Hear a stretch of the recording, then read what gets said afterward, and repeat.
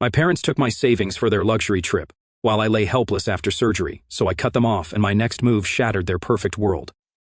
I, a 34-year-old male, have been working as a lineman for the power company since I was 22. Decent pay, solid benefits, but the job is dangerous as hell. Not like those cushy office jobs where the biggest threat is a paper cut or carpal tunnel. I'm talking 80-foot climbs up poles that sway in the wind, handling lines carrying enough voltage to cook you from the inside out, all while dealing with whatever BS Mother Nature decides to throw at you that day. Last winter, I spent 16 hours straight restoring power during an ice storm. My fingers were so numb I could barely feel the tools. I had a buddy lose 3 fingers when a line unexpectedly went hot. Another guy fell and shattered his pelvis. But whatever, it paid the bills, not just mine, but apparently everyone else's too. Growing up, I was always the other son in our house. My younger brother, Jared, a 31-year-old male, was the golden child who could do no wrong. Dude played football in high school, got decent grades, and had this natural charm that made my parents practically worship the ground he walked on. He wasn't even that great at football, second-string quarterback who mostly warmed the bench, but my parents acted like they were raising the next Tom Brady. Meanwhile, I was the quiet, hard-working kid who never quite measured up. I actually had better grades than Jared, worked part-time at a hardware store throughout high school, and even won a state competition for drafting. But somehow, that stuff never registered on my parents' radar. Every conversation at dinner was about Jared's practice, Jared's games, Jared's college prospects. I'd sit there, chewing my food slowly, practically invisible. Dad's a retired factory supervisor, who spent most of my childhood telling me I wasn't applying myself enough. Never mind that I applied myself plenty, just not to things he considered important. Mom's an elementary school secretary who somehow always had time to go to all of Jared's games but was too busy when I had stuff going on. When I had my drafting competition, she had a migraine. When I graduated with honors, she had to cover for someone at work. Not that they'd ever admit to playing favorites, but actions speak louder than words, right? After high school, Jared got a partial scholarship to state, blew through it partying, and dropped out after 2 years. I went straight to trade school, got my certifications, and started working my ass off climbing poles and fixing lines. And somehow, I still wasn't the success story in the family. Dad would introduce Jared as my son who went to state and me as just Mike, like my existence was an afterthought, a footnote to the family legacy. When Jared couldn't find a job that matched his potential, anything requiring actual work or starting at the bottom, guess who started helping him with rent? The first time it was supposed to be a one-time thing. Just until I get on my feet, bro, he said with that same charming smile that got him out of trouble our whole lives. But one time became every month, and soon it was just expected. And when Mom and Dad's roof started leaking or when their car needed a new transmission, yep, good old reliable Mike, the family wallet. Like an idiot, I even set up a joint account where they could access funds for emergencies. It had started after Dad called at 11 p.m. on a Sunday, because their furnace died in January. Instead of making them wait for me to transfer money or drive over with cash, I thought the joint account would make things easier, show them I wanted to help. What a joke. I was still just the family punchline, the dependable disappointment, nothing more. Every family gathering was the same. Jared would show up in new clothes, talking about some business idea that was definitely going to take off this time, while Mom and Dad nodded along like he was pitching on Shark Tank. Then they'd turn to me with those patronizing smiles. "How's work, Mike? Still climbing those poles?" Like I was some kind of trained monkey performing a trick, not a guy with a skilled trade keeping the freaking power grid running. Last Thanksgiving, I overheard my mom talking to my aunt in the kitchen. "It's really a blessing that Mike's job pays so well. Jared needs time to find his path, and your brother and I aren't getting any younger. Not one word about being proud of me or grateful for my help, just glad my paycheck could support my deadbeat brother while he found himself well into his 30s. I remember driving home that night, wondering why I kept putting up with this crap. That's just how it was for years. Jared would screw up, I'd bail him out. Parents needed something, I'd provide it.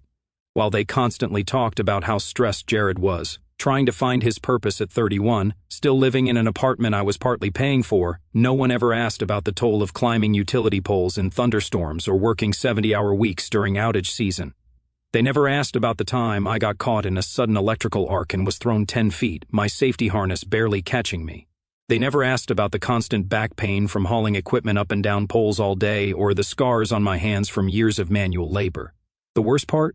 I'd convinced myself this was normal. That this was what family meant, carrying everyone else's weight while they took you for granted. I had buddies at work who'd comment on how often my family called asking for money, but I'd just shrug it off. That's just how it is, I'd say, like some kind of mantra. Then about 2 months ago, I had a serious accident at work. I was up on a pole during a windstorm when a branch came loose and knocked me off balance.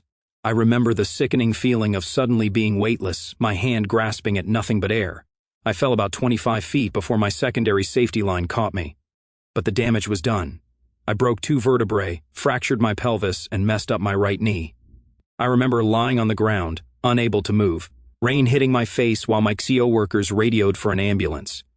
Doctors said I was lucky not to be paralyzed, but I'd need major back surgery and at least 3 to 4 months of recovery before I could even think about going back to work.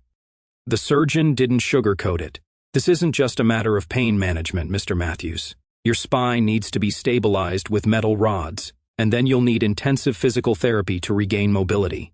You will not be able to care for yourself properly for at least the first month. With my savings and workers' comp, I'd be okay financially, but I'd need actual help during recovery. The doctors were clear. I'd need assistance getting around, cooking, and basic stuff for at least the first month. I couldn't drive, couldn't bend, couldn't lift anything over 5 pounds, basically couldn't do anything that might put stress on my newly rebuilt spine. I called my parents from the hospital the day after the accident. Mom answered on the 4th ring, sounding distracted. When I told her what happened, there was a pause. "Oh, that's terrible, honey. We'll try to check in on you when we can." Try when they can? Like visiting their critically injured son was an errand they'd squeeze in between grocery shopping and getting the oil changed. Dad got on the phone and immediately asked if the company was giving me paid leave, more concerned about my financial status than my actual health. He made some comments about how I should look into desk jobs, since pole climbing is a young man's game anyway. Neither of them offered to actually help during my recovery. Then I called Jared, thinking maybe my brother would step up. His response? "Damn, that sucks, bro. Hey, actually, since you're going to be home anyway, can I crash at your place for a couple of weeks? My landlord's being a jerk about rent again." I just hung up. Didn't even dignify that with a response. Meanwhile, my buddy Derek, who works with me on the line crew, was the one who drove me home from the hospital and helped me get settled. Not a blood relative, just a CO worker who'd known me for 6 years, but he took 2 days off work to set up my house for recovery. He even stocked my fridge and set up a makeshift bedroom on the 1st floor so I wouldn't have to tackle the stairs. He moved my TV down, set up a mini fridge within reach of my bed, and even rigged up this pulley system with rope so I could grab stuff without bending. My crew supervisor, Pete, stopped by a few times that first week to check on me, bring food, and just hang out for a bit so I wouldn't lose my mind from boredom. He brought over his PlayStation and set it up, saying I'd need something to keep me busy. Pete wasn't exactly the warm and fuzzy type. He was a former Marine who rarely smiled, but there he was, showing me how to adjust the bed just right to minimize back strain. 2 days before my surgery, my cousin Travis called. We'd always been close as kids, though we didn't see each other much these days. He lived about an hour away and worked as a project manager for a construction company. "Hey man, just checking in. Do you need anything before you go under the knife?" We talked for a while about the surgery, the recovery process, all that fun stuff. Then, during the call, he mentioned he'd been at my parents' place the day before, helping them with some backyard project. "Weird thing," he said, sounding uncomfortable. "Your folks and Jared were planning some fishing trip to Lake Murray. Cabin rental, boat, the works. Must be costing a few grand at least." I went quiet, my brain not quite processing what I was hearing. Travis continued. "When I asked if they were postponing because of your surgery, your mom just laughed and said, 'Let him recover on his own. We're not wasting a perfectly good vacation because Mike decided to fall off a pole.'" That hit me like a second fall. After everything I'd done for them, they weren't even going to be around for my surgery, and they were using my money from that shared account to fund their little getaway, money that was supposed to be for actual emergencies. I checked the joint account on my phone while Travis was still talking. Sure enough, there was a $3,200 pending charge to Lake Murray Outfitters. They'd also withdrawn another $2,500 in cash over the last 3 days. What kind of emergency required $1,000 cash withdrawals? After we hung up, I stared at the ceiling for about an hour, something inside me finally breaking. All these years of being the reliable one, the provider, the safety net, and I wasn't even worth postponing a fishing trip for. The realization hit me like a physical blow. They didn't love me. Maybe they never had. I was just a resource to them, a convenience. That's when I decided no more. I thanked Travis for being straight with me. The minute we hung up, I logged into my bank account on my phone. Thank God for mobile banking when you can barely move. I transferred every single dollar out of the joint account, all $8,700 of it. Didn't leave a freaking cent. I also canceled the credit card I'd given them for emergencies, the one they'd maxed out twice before and I'd stupidly paid off. The online system asked if I wanted to provide a reason for the cancellation. I typed fraud risk and hit submit. Then I called Derek. Hey man, I need a huge favor. Can you come over tonight and help me set up some cameras? Being a fellow paranoid lineman who'd had his tools stolen from a job site before, he didn't even ask questions. He just showed up with a couple of wireless security cams we could monitor from my phone. We installed one facing the front door, one in the living room, and another covering the makeshift bedroom I was using. Derek also changed the code on my garage door opener and added a chain lock to the front door. Just in case, he said, giving me a knowing look. He'd met my family at company picnics. He knew the score. I had the surgery the next morning. A 4-hour procedure where they basically rebuilt part of my spine with titanium hardware that would set off metal detectors for the rest of my life.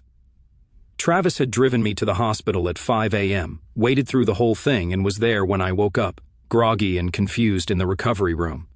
The morning after my surgery, which went well, thankfully, though I was groggy as hell and in serious pain, my phone exploded with notifications. It started around 9 a.m., apparently the time when they discovered the account was empty, missed calls from everyone. Messages pouring in non-stop.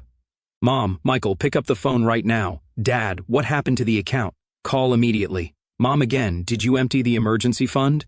Jared, dude, WTF is your problem? I needed that money. I ignored everything, just lay in my medical bed, high on pain meds but also feeling peaceful. For once, I wasn't scrambling to fix their problems. Travis had driven me to surgery and back, helped me get settled with my meds and everything. My neighbor Susan, a retired nurse I'd helped with yard work a few times, checked in on me that morning. She was this no-nonsense woman in her 60s who'd worked in the ER for 40 years. She took one look at my incision, pronounced it healing nicely, and proceeded to rearrange my pillows in a way that instantly relieved pressure on my lower back. The people who actually gave a damn were showing up. When I finally answered the phone around noon, my mom went straight to attack mode. Michael James, what on earth did you do? Nice to hear from you too, Mom. How's the fishing trip going? I said, voice still raspy from the anesthesia tube. Don't you dare be smart with me. The account, where's the money? I laughed, which hurt my incision like hell. Oh, that? I shut it down. There was silence. Then her voice got all high and mighty. You had no right to do that. That money was for emergencies. For emergencies like my back surgery or like your fishing trip to Lake Murray? She sputtered. How did you? That's completely different. Your father and I have been under so much stress with Jared's situation. We needed this break. You're right. Because having a son who almost got paralyzed isn't stressful at all. Silly me. That's not fair, she snapped. We were going to visit you after our trip. Wow, how generous. Maybe bring me back a cheap keychain from the bait shop? The conversation continued in this vein until I finally hung up. The pain meds were wearing off and I needed another dose. But weirdly, I felt better than I had in years, like some massive weight had finally been lifted off my spine, one the surgeons couldn't remove. About an hour later, I got a notification from one of the security cameras Derek had set up. Someone was at my front door. I checked the feed on my phone and saw my dad and Jared standing there, looking pissed. I was laid up in bed, couldn't even get to the door if I wanted to, but they didn't know that. They banged on the door for a good 5 minutes, getting louder and more aggressive, Dad's face getting redder by the minute, Jared pacing like a caged animal. Then I watched as my dad pulled out a key, the emergency key I'd given them years ago, just in case. My heart started racing as they let themselves in. Oh, Mike, where the hell are you? My dad's voice boomed through the house. I stayed silent, watching them move through my living room on the camera feed. Jared was already going through my stuff, opening drawers. Maybe he's got cash stashed somewhere. The absolute balls on these people, breaking into my house, going through my belongings, looking for cash, all while I was recovering from major surgery. And they saw nothing wrong with this picture. They made their way toward my makeshift bedroom on the first floor, and I clicked the record button on the app. My dad burst in, face red with anger, when he saw me in bed. I was wearing a back brace over my hospital gown and 4-pole next to the bed, pill bottles and wound care supplies laid out on the bedside table. The picture of someone seriously injured. Where is the goddamn money, Mike? He was practically spitting. You broke into my house while I'm recovering from major surgery. That's your move? I kept my voice calm despite my heart hammering. Don't change the subject. We need that money for our trip. Everything's already booked. I laughed, which sent lightning bolts of pain down my spine. Oh yeah, the fishing trip. More important than your son's health. Jared stepped forward. Quit being so dramatic. It's just back surgery, not like you're dying. The casualness with which he dismissed a procedure that had literally put titanium rods in my spine was almost impressive. In Jared's world, if it wasn't happening to him, it wasn't really happening. My dad's face got even redder. That was our emergency fund. Strange definition of emergency. And I don't remember either of you ever putting a dime into it. My dad got all tense, fists clenched. You better fix this right now. I stared right back at him. Or what? You'll hit a man who just had spinal surgery? That seemed to snap him back to reality a bit, but Jared was still amped up. Just transfer the money back. It's not like you need it laid up here. Get out of my house, both of you, now. Dad jabbed his finger at me. This isn't over. You're right, I said, and believe me, this is just the beginning. They finally left, slamming the door so hard my windows rattled. The second they were gone, I called Derek, who came right over to change my locks. I also called the police to report the break-in, showing them the video footage from the security cams. Officer Daniels, the cop who took the report, shook his head as he watched the video. Let me get this straight. You just had major surgery, and your family broke in to demand money? He looked genuinely confused, like he couldn't process this level of screwed-up family dynamics. Pretty much, I said. And they were planning a fishing trip instead of helping you recover?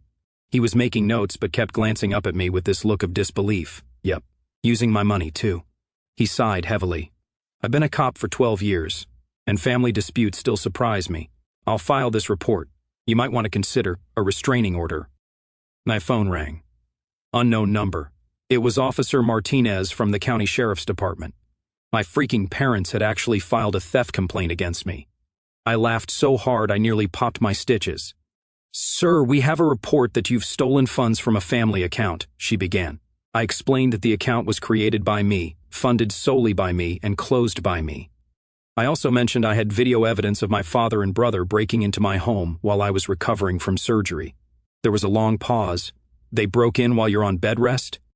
Yes, ma'am. I just filed a report with city police. Check with Officer Daniels. I have the video right here. She cleared her throat. I see. Well, regarding the account issue, without proof of their contributions, there's no case to pursue. Thank you, officer. The calls and texts kept coming for days. At first they were just angry, calling me selfish, ungrateful, a disappointment. Jared sent these rambling voice messages about how I was destroying the family over a little fishing trip. Dad kept calling and immediately hanging up when I answered, like some teenager throwing a tantrum. I saved every message, every text. Part of me was still in disbelief that this was my actual family. Another part was finally seeing clearly what had been right in front of me for decades. The messages got increasingly desperate as their departure date for Lake Murray approached. They'd already put down non-refundable deposits. Apparently, funny how they suddenly couldn't afford things when it was only their money at stake. Then, when they realized I wasn't caving, they switched tactics. Mom started with the guilt trips, saying she was devastated that I'd turned my back on family and that she never raised such a heartless son. She conveniently forgot about the decades of taking me for granted, or the fact that they couldn't even postpone a vacation for my major surgery. Travis called to warn me they were reaching out to extended family, telling everyone I'd stolen their retirement fund and abandoned them when they needed support. The worst part? Some relatives actually bought this. My Aunt Carol even called to lecture me about honoring thy father and mother. I just hung up. But here's the real kicker. They were still planning their fishing trip. After all the drama, the police report, breaking into my house, they were determined to go on that vacation just without the luxury cabin they'd planned to rent with my money. I found out later they downgraded to a cheap motel and a day rental fishing boat instead of the week-long guided package they'd been eyeing. The thought of Jared and my dad crammed into some musty motel room instead of living it up in a lakeside cabin gave me more satisfaction than I'd care to admit. Enduring all this, Pete and the guys from my crew took turns checking in on me. Derek's wife, Tia, brought over homemade meals. Susan from next door helped me change my bandages when I couldn't reach. These people, who owed me nothing, showed more care than my own blood. It was Susan who first noticed something was off with my mail. "Didn't you say you were expecting disability paperwork?" she asked one afternoon. I haven't seen the mailman bring anything like that. I checked online and sure enough, several important documents had been marked as delivered but never made it to me. Someone was intercepting my mail. It didn't take a genius to figure out who. Then things got seriously messed up. 3 days after surgery, I got an alert from my credit monitoring service about suspicious activity. Someone had tried to open a loan in my name at a local credit union. Then I got a call from my bank's fraud department. Someone was attempting to access my accounts by claiming to be me, saying I was incapacitated after an accident and they had power of attorney. I immediately knew who it was. Years ago, I'd added my dad as my emergency contact on some paperwork. They must have taken that information and tried to use it to gain access to my finances. This wasn't just being entitled anymore. This was straight-up identity theft. The bank representative sounded genuinely concerned. Sir, the person knew a lot of your personal details, social security number, mother's maiden name, even the name of your first pet. We only became suspicious when they couldn't answer questions about your recent transactions. A cold feeling settled in my stomach. My own family was willing to commit felony fraud rather than accept that the gravy train had ended. They'd rather risk criminal charges than get real jobs or live within their means. I called the bank's fraud department and locked down all my accounts. I filed reports with both the bank and the police. Then I contacted the credit bureaus to put a freeze on my credit. But I wasn't just playing defense anymore. I called Travis. Remember that attorney friend of yours, the one who does family law? 2 days later, I had a virtual meeting with Sarah, a lawyer who specialized in elder abuse cases but also handled cases of financial exploitation between family members. I shared everything. Bank records showing years of one-sided loans, the security footage of them breaking in, the attempted identity theft, all of it. She didn't react with shock or surprise. Just methodically took notes, occasionally asking for clarification on dates or amounts. This is actually quite serious, she said, not sugarcoating anything. Breaking into your home while you're recovering from surgery, attempting to access your accounts fraudulently, these are criminal matters, not just family drama. She helped me draft a formal cease and desist letter, filed for a temporary restraining order, and started building a case for financial restitution. They've taken advantage of you for years, she said. We might be able to recover some of what you've lost. I showed her my spreadsheet. Yes, I'd kept a spreadsheet of every loan I'd given them over the past decade. It totaled just over $63,000, not counting the joint account money they'd burned through. Her eyebrows shot up when she saw the figure. You've been very generous, she said carefully. I've been a complete idiot, I corrected her. She didn't argue. The icing on the cake? She suggested we send the legal documents to their house via courier. Time to arrive the morning they were supposed to leave for their fishing trip. They want to go fishing instead of helping you recover? She said with a slight smile. Let's give them something else to worry about. While laid up in bed, I also made some calls to the power company. Turned out there was an opening for a training coordinator. Less pay than line work, but a desk job I could handle even with my back issues. My supervisor had been suggesting I apply for years, saying I had a knack for teaching the newbies. With his recommendation, I had a good shot. And for the first time in forever, I was focusing on my life, my future, not carrying everyone else's problems. And it felt amazing even through the surgical pain. Pete came by that evening to help me practice some physical therapy exercises. Heard you're applying for the training gig, he said casually. Yeah, figured it was time for a change. He nodded. Been telling you for years you'd be good at it. About time you listened. Had a wake-up call, I guess? Your family? He wasn't one to beat around the bush. Yeah. Turns out they've been using me all this time, he snorted. No shit, we've all been watching it. Happened for years. Just waiting for you to see it too. That hit me hard. Was I really the last one to realize how messed up my family dynamic was? Had everyone else seen what I'd been blind to? Why didn't you say anything, I asked. Pete shrugged. Would you have listened? Some things you got to figure out on your own. He was right. I probably wouldn't have listened, would have defended them, made excuses, kept right on being the family ATM. Sometimes rock bottom is exactly where you need to hit. 3 days later, while I was sitting in my backyard doing my prescribed physical therapy exercises, my phone blew up with notifications. Mom, what have you done? Dad, you ungrateful piece of call off your lawyer now. Jared, dude, restraining order? Are you freaking psycho? I scrolled through them calmly while sipping the protein shake Susan had made me. Travis had texted too. Just heard from my cousin Amy who works at the bait shop. Your folks showed up to pick up their fishing gear and had a complete meltdown when they got served the papers. Your dad threw his phone and broke it. LOL. I could have blocked them all, but honestly, I was enjoying watching them panic for once. It was like some cosmic scale had finally balanced. For years, they'd caused me stress and anxiety, made me feel like I was never doing enough, never giving enough. Now they were getting a taste of what that felt like. About an hour later, my doorbell rang. The security camera showed my mom standing there alone, looking like she'd been crying. Not the dramatic, attention-seeking tears she usually used to manipulate me, but actual red-faced crying. Derek had helped me set up a speaker system so I could talk to people at the door without getting up. You need to turn around and leave," I said through the speaker. "The restraining order is very clear." "Michael, please," her voice cracked. "We're your parents. How could you do this to us? The same way you left for a fishing trip instead of helping your son after major surgery. The same way you tried to steal my identity when I cut you off. That was your father's idea. I told him not to." "Save it, Mom. The papers outline everything, years of financial abuse, the break-in, the attempted fraud. You've got 30 seconds before I call the police for violating the restraining order." She switched tactics immediately, going from tears to anger. "Fine. Jared was right. You've always been selfish. But you'll regret this, Michael, when your back gives out again and you're all alone with nobody to help you." I cut the speaker off mid-sentence. Didn't need to hear that crap anymore. The lawyer had warned me they'd try emotional manipulation. They'll tell you you'll die alone, that you're ungrateful, that you're cruel. "These are standard tactics used by abusers," she'd explained. 2 weeks later, I got a certified letter. My mom had been diagnosed with breast cancer and needed money for treatments their insurance wouldn't cover. There were medical documents attached and everything. I almost felt bad until I called the hospital listed on the paperwork and discovered the documents were forged. She wasn't even a patient there. The hospital administrator I spoke with was horrified.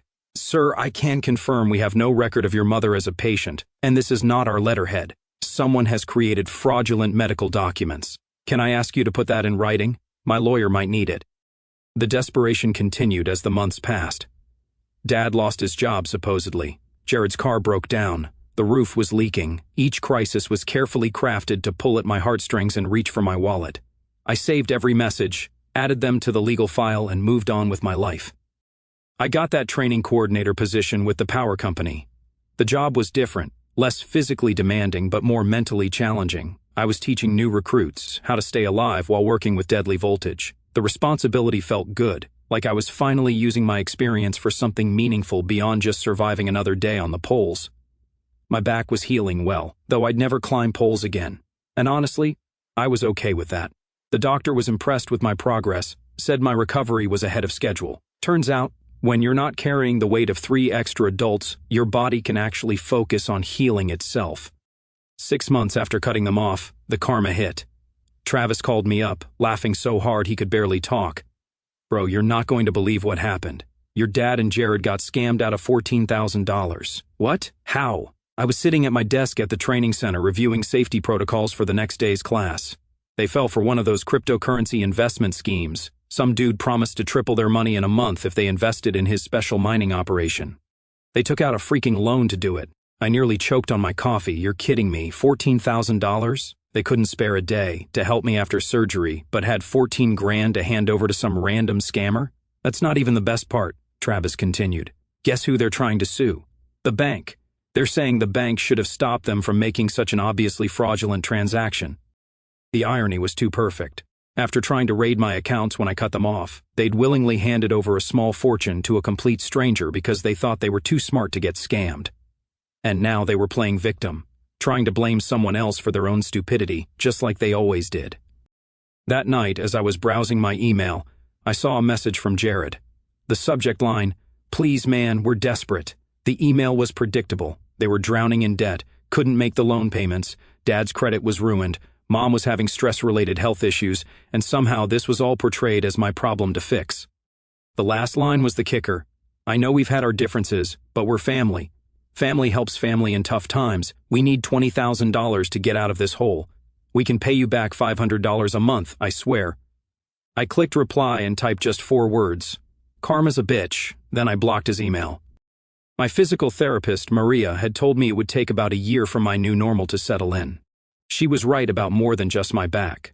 A year after the accident, my life looked completely different. I'd moved to a single-story house closer to the training center, eliminating my commute and making daily life easier on my back. I'd started dating again, nothing serious yet, but it felt good to have that part of my life back. The following weekend, I hosted a barbecue at my place. Derek and Tia were there with their kids. Travis brought his new girlfriend. Susan from next door came with her famous potato salad. Even my boss, Pete, stopped by with a six-pack of soda. Looking around at these people, none related to me by blood but all who showed up when it mattered, I realized I hadn't lost family by cutting off my parents and brother. I just finally found my real one. As we sat around the table, I couldn't help but notice how different this felt from family gatherings growing up. There was no tension, no constant feeling that I wasn't measuring up, just good people enjoying each other's company. Later that night, after everyone had gone home and I was cleaning up, I found an envelope Susan had left on the counter. Inside was a card that simply said, "Family is who shows up. Proud of you for figuring that out." It hit me right in the chest. I sometimes wonder if my parents and Jared ever think about what they lost. Not the money, but me. Do they ever regret how they treated the one person who always showed up for them? Probably not. People who use others rarely have that kind of self-awareness. As for me, I don't regret cutting them off. My only regret is not doing it sooner.